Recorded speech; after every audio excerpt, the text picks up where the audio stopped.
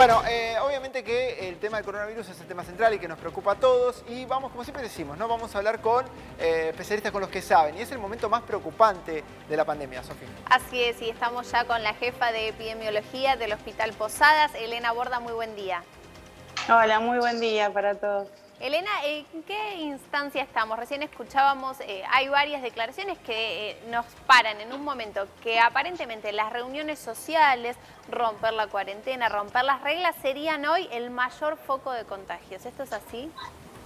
Sí, bueno, nosotros acá en el hospital tenemos una experiencia importante al respecto porque estamos haciendo entrevistas desde que empezó la cuarentena, inicialmente a los casos confirmados y a los contactos estrechos. Después fuimos incorporando el personal de salud y todo lo que hemos podido rescatar de esas entrevistas es que muchas veces no se toma conciencia de que el contagio de la enfermedad puede venir de los más cercanos. Entonces, en general la gente espera que la persona que tiene coronavirus tenga algún signo, algún síntoma que lo manifieste, y muchas veces eso no es así.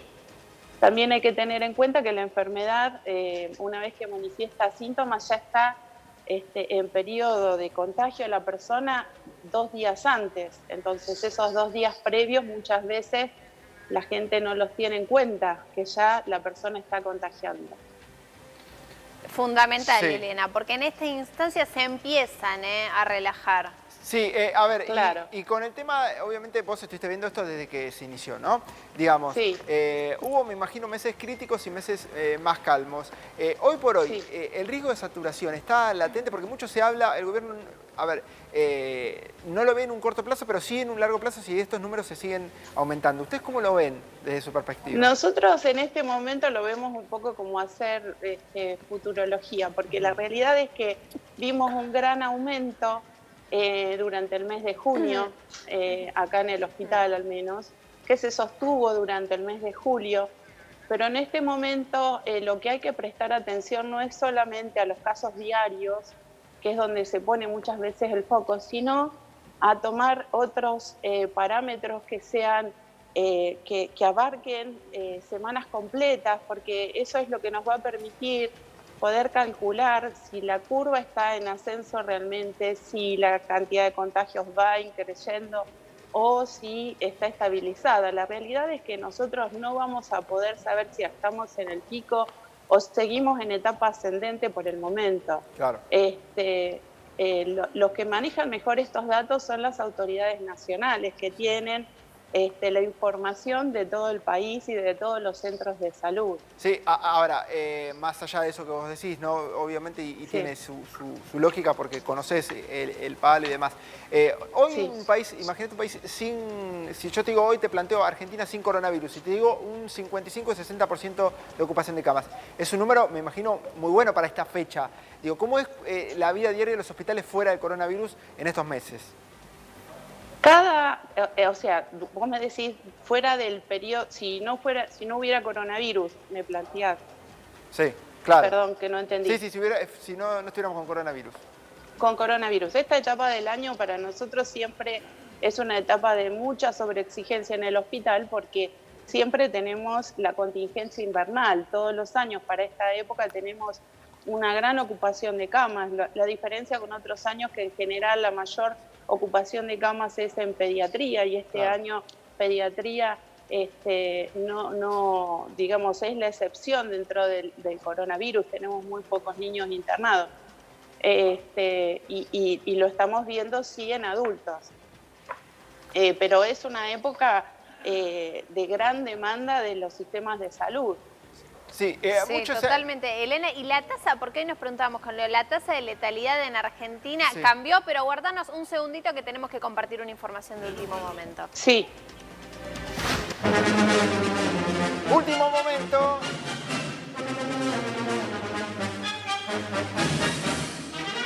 Allanan las oficinas de Vicentín en Avellaneda, Santa Fe. Bueno, exactamente, Leo, esta es información de último momento. Está ocurriendo en estos instantes, precisamente, por orden de la justicia. Nuevamente, tenemos que decir allanamiento, porque ya en la jornada de ayer, jueves, se había allanado. A ver, la empresa, obviamente, que es un gigante, tiene varias sedes. En este caso, se está llevando un procedimiento en la sede ubicada en Avellaneda, provincia de Santa Fe. Por supuesto, en la jornada de ayer fue en la ciudad de Reconquista. Se están buscando libros contables. Todo esto en el marco de esta causa, donde se están investigando las irregularidades en el otorgamiento de créditos del Banco Nación, créditos millonarios, a la empresa durante la gestión de Cambiemos. Aparentemente hay material probatorio realmente muy importante y lo que se está buscando es documentación, Sí. concretamente balances, documentación contable que está requiriendo el fiscal y el juez para la causa. Gracias, Gus. Vamos a seguir ampliando, por supuesto, esta información en minutitos. Seguimos hablando con la jefa de epidemiología del Hospital Posadas, María Elena Borda. María Elena, hacíamos mención hace un instante a la tasa de letalidad. ¿Qué pasa con la cantidad de fallecidos que hay en Argentina? ¿Cambió o no cambió? ¿Es para preocupar? La tasa de letalidad en Argentina es una tasa de letalidad baja, o sea, está dentro de lo esperado.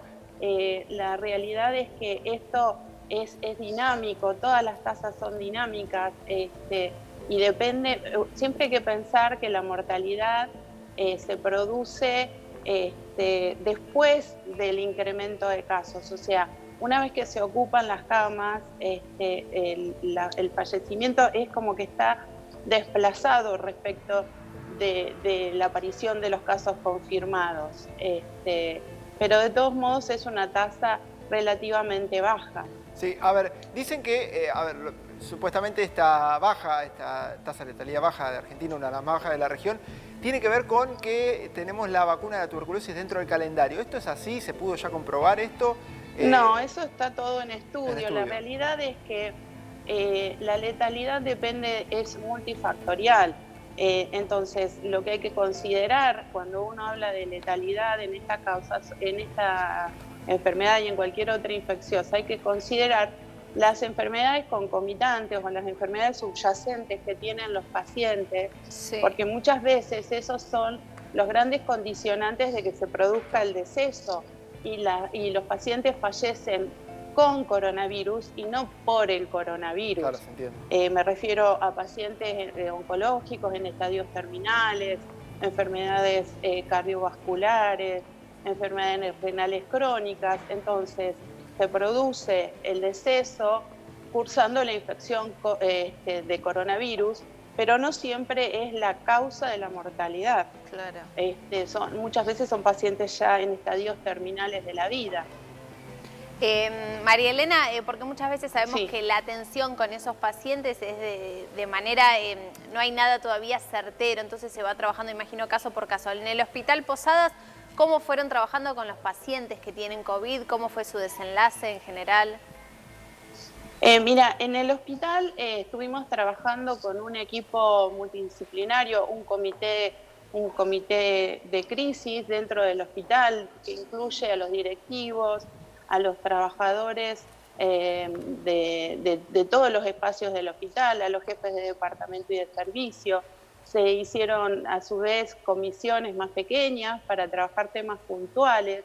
La organización que se logró en esta oportunidad en el hospital realmente es importante de destacar porque hubo una gran colaboración, un gran compromiso de todo el equipo del hospital. ¿Y cómo se los atiende a los pacientes? Porque sabemos que muchas veces es de manera experimental. Los pacientes ingresan por distintas vías acá al hospital. Hay un circuito de pacientes con problemas respiratorios que ingresan por un sector del hospital y pacientes con otro tipo de problemas que ingresan por el otro extremo del hospital. Y entonces se generan dos circuitos bien delimitados. Ya desde el ingreso al hospital, el personal de seguridad que está en la entrada va orientando. Después hay toda una señalética especialmente realizada por el equipo de comunicaciones para ir orientando a la población y generar estos circuitos, como les decía. Entonces ya dentro cada paciente tiene la atención personalizada que requiere. En ningún momento se dejó de atender a los pacientes ya crónicos del hospital, los oncohematológicos, los reumatológicos, los insuficientes renales crónicos. Esos pacientes siempre tuvieron atención y es más, se creó un dispositivo de atención a distancia por una plataforma virtual. Hay un equipo trabajando también en eso. Y bueno, y después, respecto de los pacientes con COVID, hay un equipo trabajando en el seguimiento telefónico de los casos confirmados, y es un seguimiento que está categorizado según el nivel de riesgo. Entonces los pacientes ingresan por con dos categorías, una categoría que está como semaforizada, digamos, con los colores del semáforo, y los amarillos son atendidos telefónicamente en forma de día por medio, hasta que se evalúa la posibilidad, digamos, de que el paciente siga con autocontrol porque ya está recuperándose, y después los que ingresan con otra categoría, que son los colorados o rojos. Entonces ellos son pacientes que tienen algún factor de riesgo, pero que tienen una forma leve de la enfermedad que puede ser tratada en forma ambulatoria,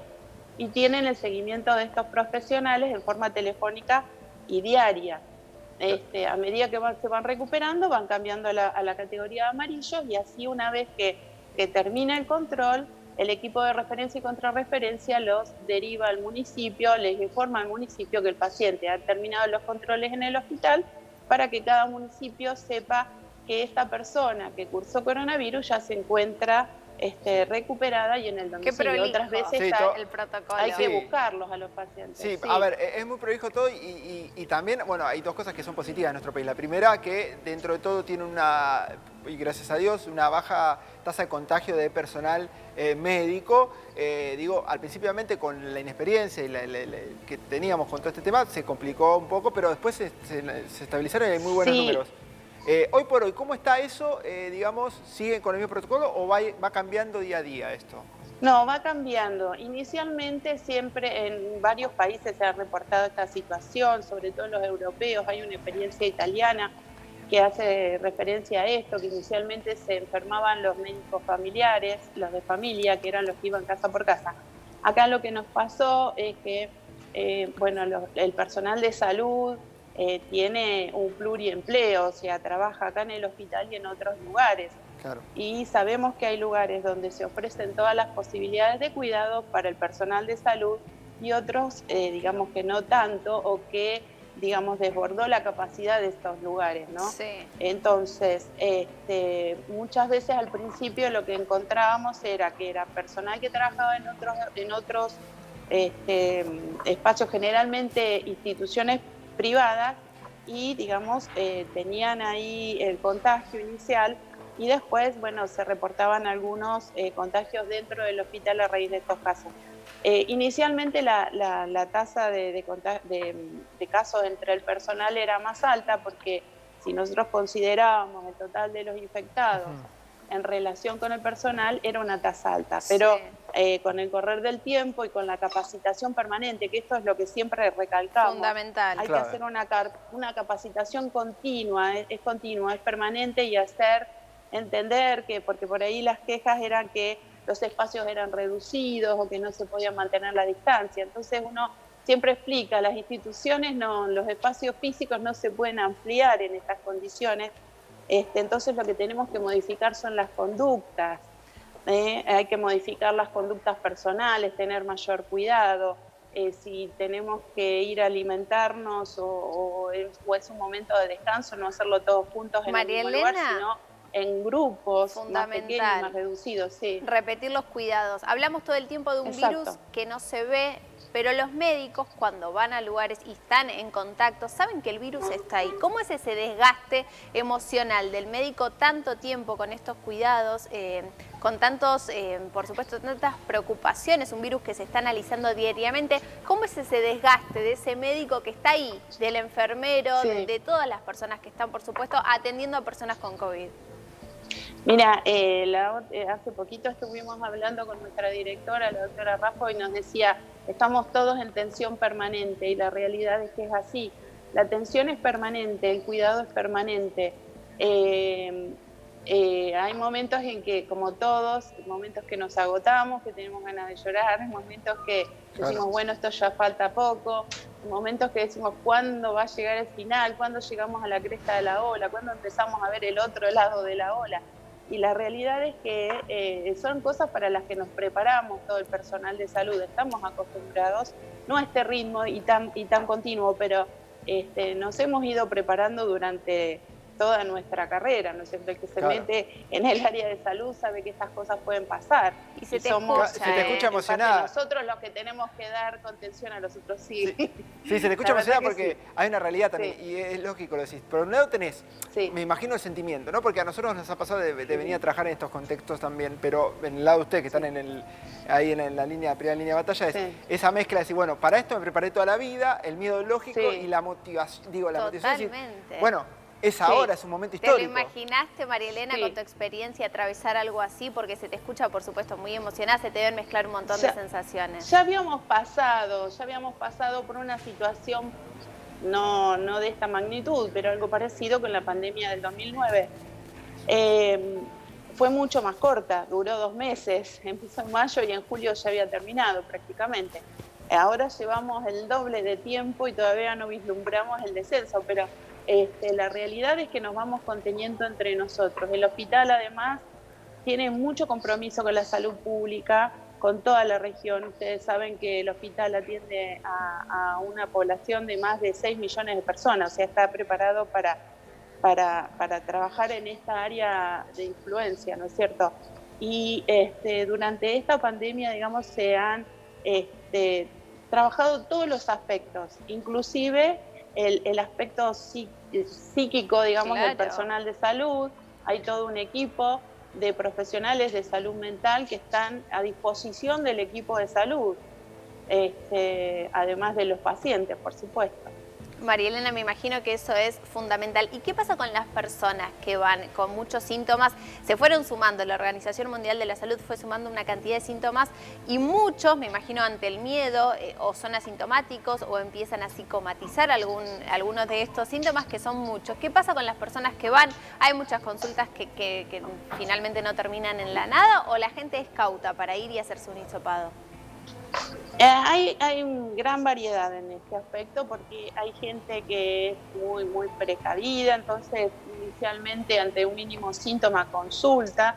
Muchas veces ese síntoma no reúne criterios de caso sospechoso porque es un síntoma muy inespecífico.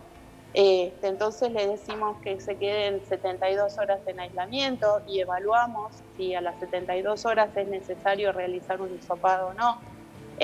Otros pacientes que ya vienen prácticamente cuando está terminando el cuadro, cuando se sumaron tantos síntomas porque dicen, no, yo soy alérgico, todos los años me gripo, este año es lo mismo.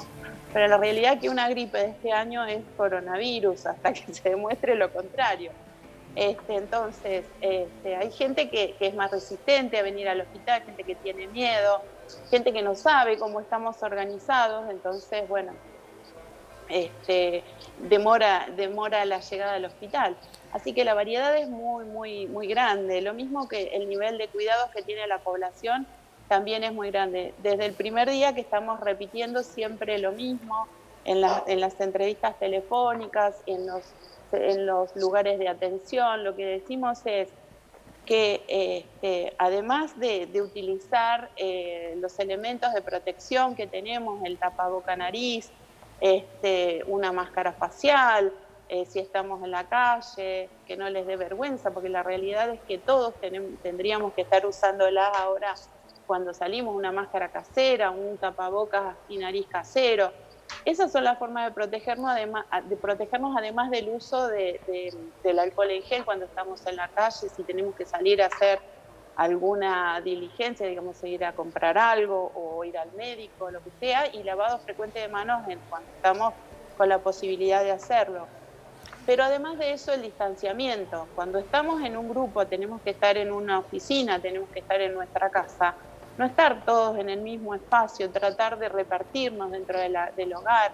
Hay lugares que son muy pequeños, donde hay alta concentración de gente, hay barrios muy humildes que no tienen esta posibilidad. Lo que les decimos es que por favor sigan utilizando dentro del hogar el tapabocas si no pueden mantener el distanciamiento. La gente se queja, hay mucho, los profesionales también, de tener que usar todo el tiempo el tapabocas y nariz, pero la realidad es que es lo único que nos protege. Entonces, es la barrera con el tapabocas nariz. Yo creo que Argentina tuvo estamos en problemas. Dos cosas que hizo muy rápido. La cuarentena, que de hecho se nota ya en la tasa de letalidad, y la otra es el rápido uso del tapaboca o barbijo de manera obligatoria. Sí, la principal barrera, María Elena. Si no, hubiera estado complicado. Sí. Y me parece también que en este punto, a diferencia de otras partes del mundo, las reuniones sociales, el argentino es de juntarse a tomar un mate, de juntarse a almorzar, de salir a un parque. Dicen que es peor que en el transporte público ahora. Claro, que uno las está muy reuniones pendiente sociales, de eso. Sí. Lo que pasa es que el transporte público está muy limitado. Claro. Y hay otro punto que por ahí no se charla, es que en el traslado, al no haber transporte público, la gente se transporta a los lugares de trabajo en autos particulares. Entonces se hacen pool, digamos, se juntan varios compañeros de trabajo, se van pasando a buscar y van todos en un mismo vehículo. El problema es que dentro del vehículo muchas veces no usan el tapaboca nariz y hay que utilizar todo el tiempo, si uno va acompañado en el vehículo, en el auto, el tapabocas nariz por parte de todos los que suban al auto. Entonces, lo ideal es que el conductor y una persona más el acompañante esté en el asiento de atrás, que pueda mantener los 2 metros de distancia. Totalmente. Si van 3 o 4 personas, tienen que ir todos con el tapabocas nariz y con una ventanilla María Elena, baja. Es difícil en invierno, Sí. pero digamos debería ser Bueno, pero ya se está y terminando es el frío, así que va. Y vamos por ayudan bajar. un montón tus Falta conceptos. María Elena Borda, un placer hablar con vos. Te Gracias, vamos a seguir por todo este convocando. tiempo. Gracias a ustedes. Por favor.